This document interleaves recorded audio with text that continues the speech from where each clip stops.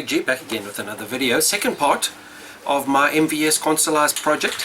I've taken the metal case off, you can see here, and I'm going to start spray painting this metal.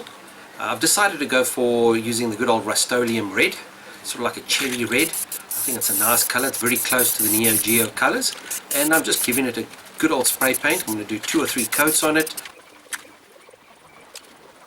So here you can see I've gone and spray painted the metal cover.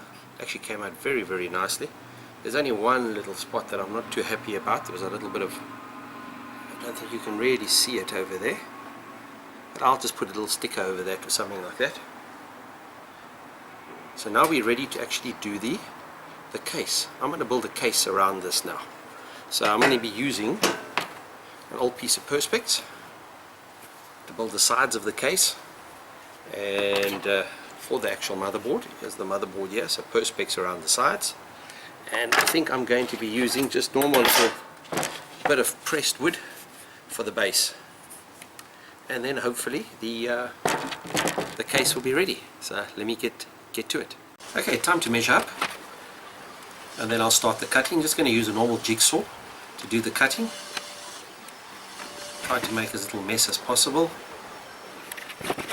and hopefully my measurements are all correct. And as you can see, using the furniture around the pool. My wife loves it when I mess up her entertainment area.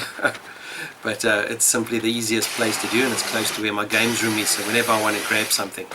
Now, cutting Perspex was quite a mission. First time I've had to cut Perspex, and the first thing you need to do is use a lot of tape on both sides of the Perspex. This holds it together, prevents it from cracking.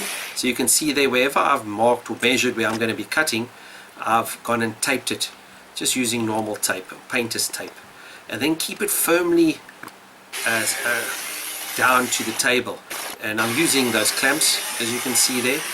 The less movement there is, the better.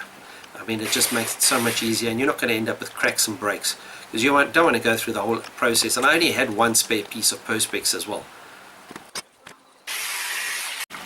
Well, it's not looking bad, if I must say so myself.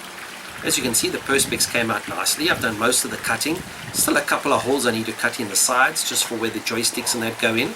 But this is basically the shape, and I'm happy with how it's come out. I'm not quite sure yet whether I'm going to paint the Perspex or leave it this darkened, sort of like a light grey, black, see-through. But I think I'm probably going to end up painting it either red or possibly white. What do you think, guys? I mean, what sort of color should I do it? And just a view of it with some carts in it. Now you can start seeing what it's going to look like when it's actually done.